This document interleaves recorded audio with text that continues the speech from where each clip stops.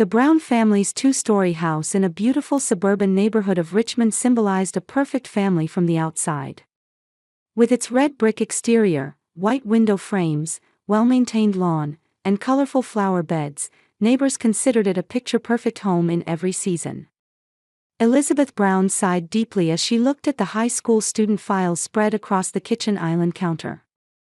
A woman of delicate beauty and gentleness, she had worked as a counselor at Albert High School for over 10 years and earned tremendous trust from her students. "Stop bringing students' casework home," Richard Brown's low, grave voice interrupted her thoughts. Richard was a leading real estate developer in the area, respected in the community for his career and charisma. Standing over 6 feet tall, his presence stood out in any room. He wore expensive suits with ease and exuded the confidence of a successful man. "I'm just preparing for tomorrow's meetings," Elizabeth answered with a smile. "I'll put them away soon." Richard leaned against the kitchen counter, holding a glass of whiskey. "You're too kind. You sacrifice too much of your time for those troubled kids." Elizabeth said nothing. Richard never tried to understand why she cared so deeply for the students he called troubled.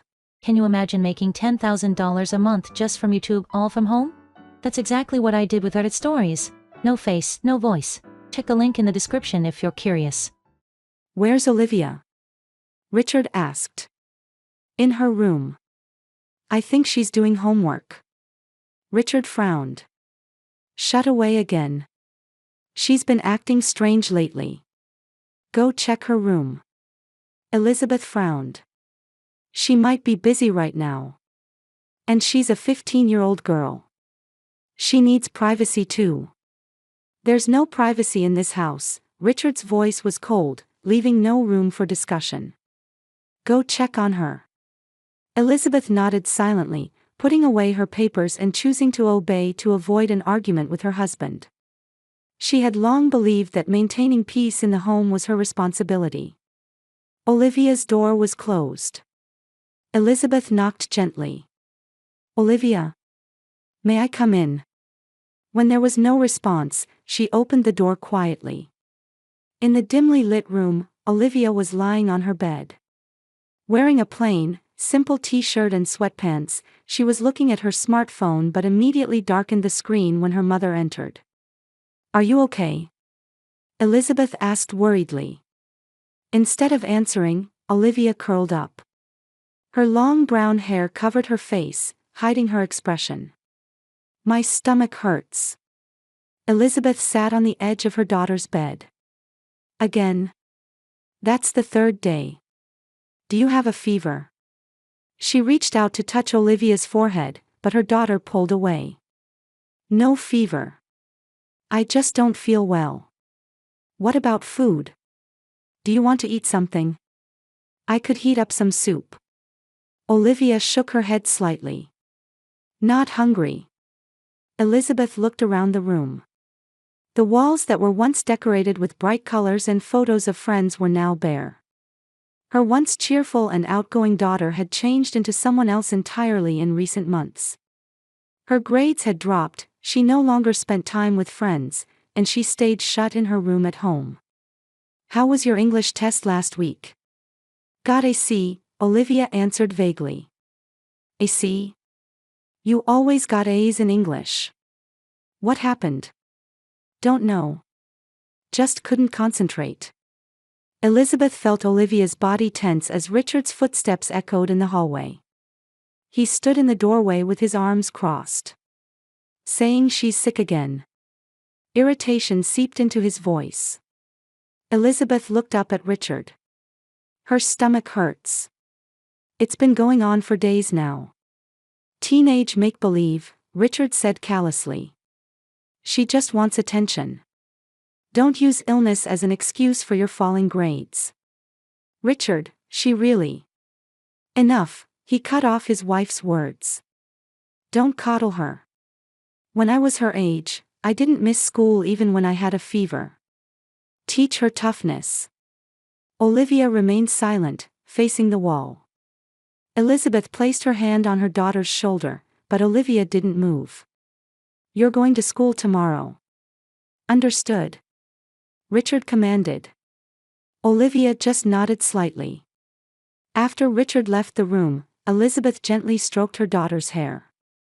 If you're really worried, I can take you to the doctor. Dad won't allow it, Olivia's voice trembled. Then Elizabeth searched for words. We could go secretly. Olivia finally looked at her mother. Her eyes were empty, their former sparkle gone. It's okay. It's just a stomachache. Deep down, Elizabeth felt this wasn't just a stomachache. It was something in her daughter's eyes, an unspeakable sadness and fear. But she couldn't see the cause. You can tell me anything, Elizabeth whispered. There's nothing to tell, Olivia turned away. Leave me alone. Elizabeth left the room with heavy steps.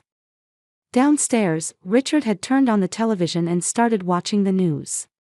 He had entered Olivia's life 5 years ago when she was only 10. After Elizabeth's former husband Daniel died in a car accident, Richard offered them stability and protection. 2 years later, he formally adopted Olivia, becoming her legal father. The relationship had been good at the beginning. But something began to change. It started with small changes: Olivia's rebellious attitude, Richard's increasing strictness. Elizabeth thought it was just a rite of passage through adolescence. But now, her intuition told her something more serious was lurking beneath the surface. When she entered the living room, Richard gave her a cold look. Don't take her to any doctor. It's a waste of money. Don't use insurance for such make-believe illnesses. Elizabeth nodded quietly. The next morning, Elizabeth watched from the living room window as Olivia boarded the school bus. Her shoulders were slumped, and fatigue emanated from her entire body. She hadn't eaten breakfast, and her face remained pale. I wonder if forcing her to go to school was really the right thing to do, Elizabeth muttered to herself. Of course it was, Richard said, appearing behind her. Already dressed in his business suit, he was ready to leave for work. If you coddle her, she'll always remain weak. Toughness requires strictness. Elizabeth nodded silently. She knew that questioning her husband's disciplinary philosophy would lead to a lengthy argument. Richard was about to leave for a 3-day business trip, so at least the house would be quiet during that time. Keep a close eye on Olivia while I'm gone.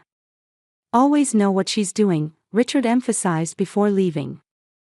Don't forget to check her phone. Elizabeth felt a slight disgust but answered, yes, I understand. She had always felt uncomfortable with Richard interfering with Olivia's privacy, but she had partly gone along with it under the pretext of parental responsibility. After Richard left, Elizabeth headed to her workplace, Albert High School. Waiting for her in the counseling office was her colleague and close friend, Sarah Martinez. Elizabeth, you look terrible, Sarah said worriedly. Another all-nighter with casework? Elizabeth managed a tired smile. No, I'm worried about Olivia. They moved to the back of the office where other staff couldn't hear them. Elizabeth confided in Sarah about Olivia's behavior over the past few months: declining grades, thinning friendships, and especially the concerning recurring illnesses. Richard says it's just make-believe. He won't even let me take her to a doctor. Sarah's expression darkened. What? That's strange. It's about her health. He calls it a waste of money. But I think Olivia is really sick. Nausea, stomach pain, loss of appetite, and more than anything, there's no light in her eyes. Sarah took Elizabeth's hands. Listen, Elizabeth. You've helped hundreds of children as a counselor. But it's strange that you can't help your own daughter now. A child's health comes first. You should act on your own judgment. Tears welled up in Elizabeth's eyes. Sarah's words expressed the voice deep within her own heart. Without Richard's permission. Elizabeth, Sarah said with a serious expression. Richard's away on a business trip, right? That's your best chance. Take Olivia to the hospital. As a mother, That's your right and duty. That afternoon, Elizabeth called Olivia's school and had her dismissed early, citing illness. Mom? What's going on? Olivia looked surprised to see Elizabeth waiting at the school's main entrance. We're going to the doctor, Elizabeth said with determination. Olivia anxiously looked around. But Dad. Dad's on a business trip. And your health comes first. Something flickered in Olivia's eyes for a moment, but quickly disappeared. She nodded silently and got into her mother's car. Elizabeth drove not to the local hospital but to St. Joseph Medical Center in the next town. She wanted to avoid the risk of being seen by Richard's acquaintances. Her hands trembled slightly as she presented her insurance card at the reception. Miss Brown, what are your symptoms? Dr. Nancy Chen, a young female physician, asked Olivia kindly. Olivia looked at her mother. Mom. I'd like to talk to the doctor alone. Elizabeth flinched momentarily. Pain that her daughter was trying to exclude her and anxiety that there was something she couldn't say squeezed her heart. However, she understood the importance of respecting her daughter's wishes. Of course, Elizabeth smiled. I'll wait outside. Alone in the waiting room, Elizabeth couldn't calm her racing heart. Various possibilities crossed her mind about what Olivia might be telling the doctor and why she couldn't speak in front of her mother. Drugs? Alcohol? Or, she tried to push away the frightening possibilities that came to mind. 45 minutes later, the examination room door opened. Dr. Nancy's expression was stern, and Olivia's eyes were red as if she had been crying. Mrs. Brown, Dr. Nancy addressed Elizabeth. I need to speak with you. Your daughter needs some tests. I'd like to conduct several tests today, if that's all right with you. Elizabeth couldn't hide her distress. Tests? What kind of tests? Blood tests and... The doctor paused a moment as if choosing her words. An ultrasound. Ultrasound? An ominous feeling spread through Elizabeth's chest. Is it something serious? Dr. Nancy maintained her professional expression. I can't say anything until we see the test results. We'll have the results by tomorrow. Could you come back tomorrow evening? Elizabeth looked at Olivia. Her daughter was staring at the floor, silently crying. Of course, Elizabeth answered. Whatever my daughter needs. A heavy silence hung between them in the car on the way home after the tests. Elizabeth tried to speak several times but couldn't find the words. Mom, Olivia suddenly spoke. Her voice was trembling. I'm scared. Elizabeth pulled the car to the shoulder for a moment. Then she hugged her daughter tightly. It's all right, Olivia. Whatever happens, I'm here for you. We'll get through this together. Olivia sobbed in her mother's arms. As Elizabeth rubbed her daughter's back, she mentally prepared herself for whatever truth would be revealed tomorrow. She was determined to be strong for her daughter, no matter how painful the truth might be. When they returned home, Olivia immediately shut herself in her room. As Elizabeth prepared dinner, she thought about how they needed to go to the hospital and return before Richard came back tomorrow. The next afternoon, Elizabeth ended her last counseling session at Albert High School. The clock showed 3:45. Richard will call at 5. I need to be back from the hospital and at home with Olivia by then, she thought anxiously as she grabbed her bag. Elizabeth, Sarah stopped her. Are you okay? Elizabeth exhaled shallowly. I don't know. But we're about to find out the truth. Whatever happens, I'm here for you, Sarah embraced her shoulder. Call if you need anything. I'll come right away. Elizabeth nodded gratefully. Then she hurried to the parking lot. At the school's main entrance, she saw Olivia already waiting. She looked even paler than yesterday, her shoulders slumped. Once in the car, Olivia stared silently out the window. Elizabeth wanted to say something but couldn't find the right words. Instead, she quietly started the car. When they arrived at the St. Joseph Medical Center parking lot, Elizabeth could hear Olivia's breathing grow ragged. She parked the car and turned off the engine. But neither of them moved to get out. "Olivia," Elizabeth turned quietly toward her daughter. "I don't know what's happening. But I promise you one thing. No matter what, I love you and I'll protect you. We'll get through this together." Tears welled up in Olivia's eyes. She opened her mouth to say something, but no words came out. Instead, she just nodded slightly. Inside the hospital was bright white, with the smell of disinfectant in the air. After checking in, they were escorted to Dr. Nancy Chen's office. The doctor stood up with a serious expression when she saw them. "Mrs. Brown, Mississippi. Please sit down," she indicated chairs on the other side of her desk. A strange tension hung in the examination room. Dr. Nancy stared at her computer screen in silence for a few seconds. Then, after taking a deep breath, she turned to Olivia and Elizabeth. "The test results are in," Dr. Nancy said quietly. Her voice had the typical calmness of a physician, but clear concern showed in her eyes. After looking at Olivia's blood tests and ultrasound results together, she hesitated for a moment. "In your stomach." Elizabeth's heart began to race. Time seemed to stop. "Olivia is pregnant. About 12 weeks along." The sound of blood rushing roared in Elizabeth's ears. A cry escaped her lips, seeming to come from so far away she barely recognized it herself. "No.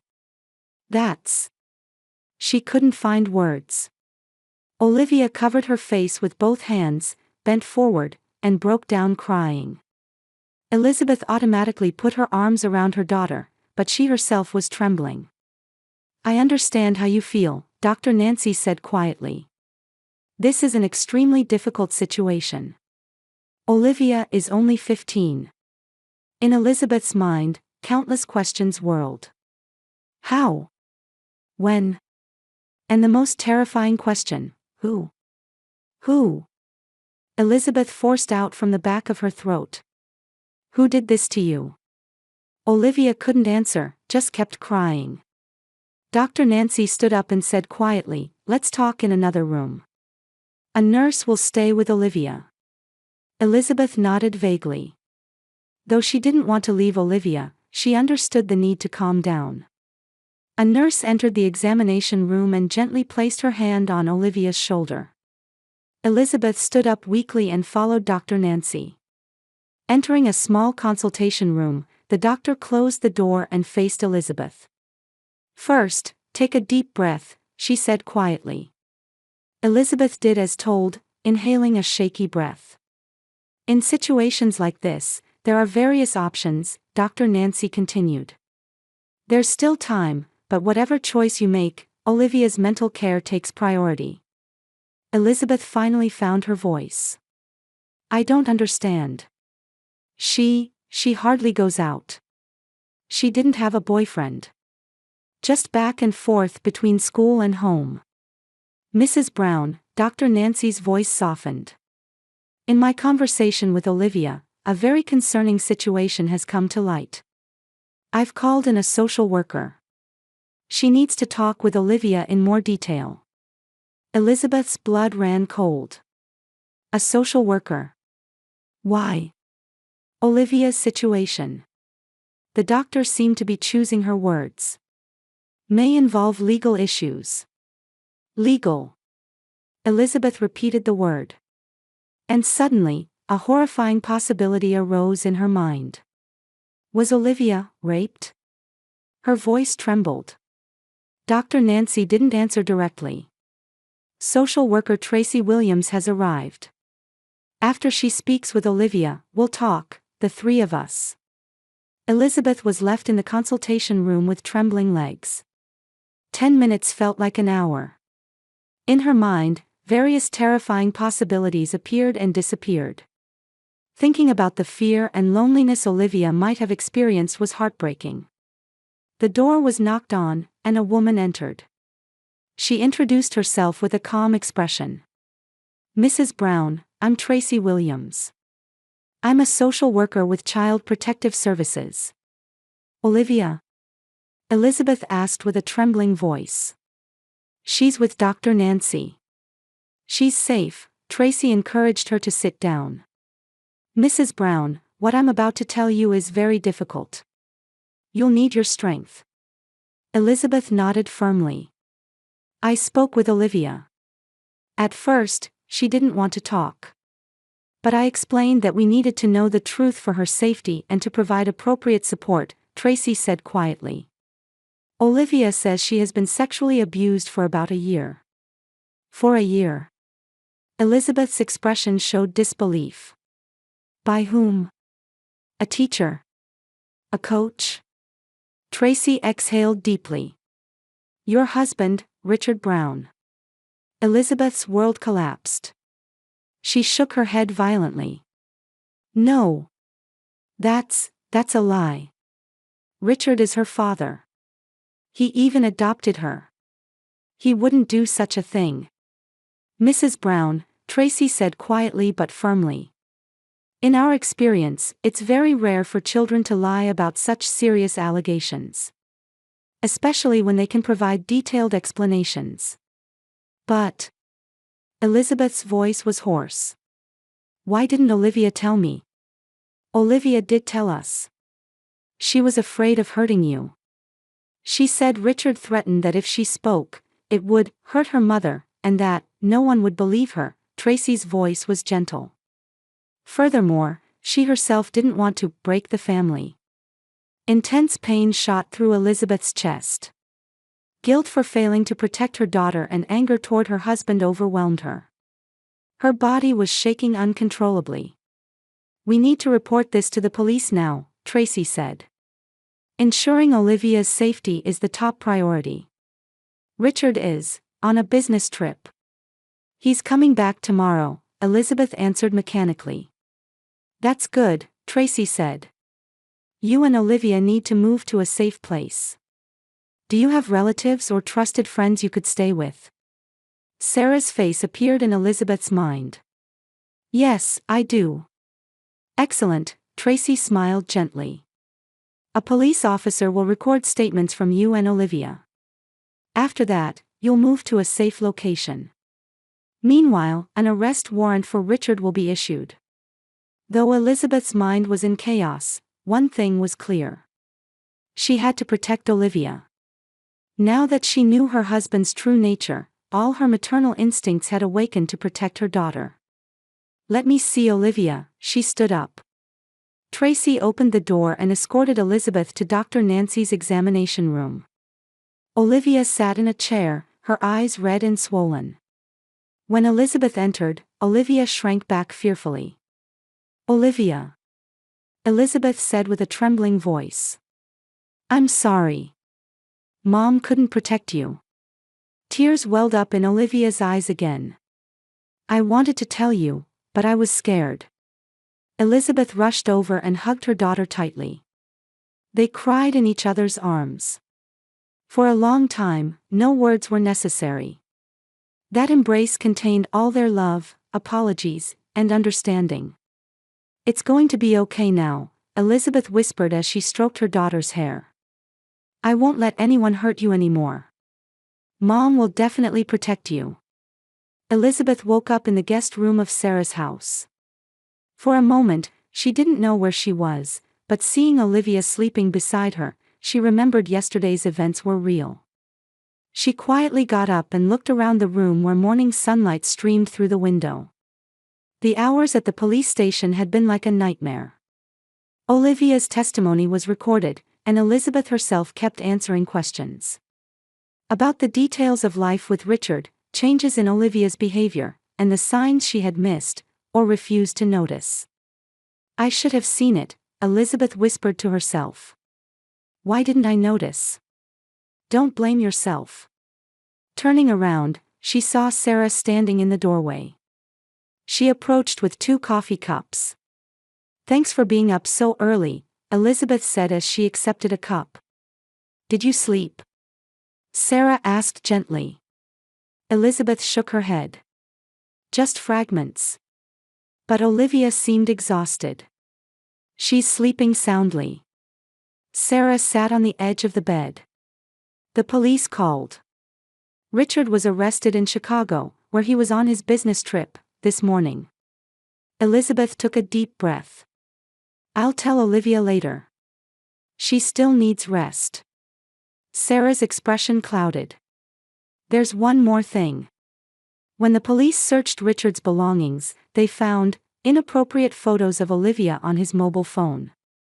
The blood drained from Elizabeth's face. Her hands shook, nearly dropping the coffee cup. Those photos, when were they taken? The police didn't give details, but apparently they span quite a long period, Sarah answered quietly. A long silence followed. In Elizabeth's heart, a flame of anger was growing. Her affection for Richard had transformed into guilt for not protecting her daughter and intense hatred toward him. Why didn't I notice? Elizabeth asked herself again.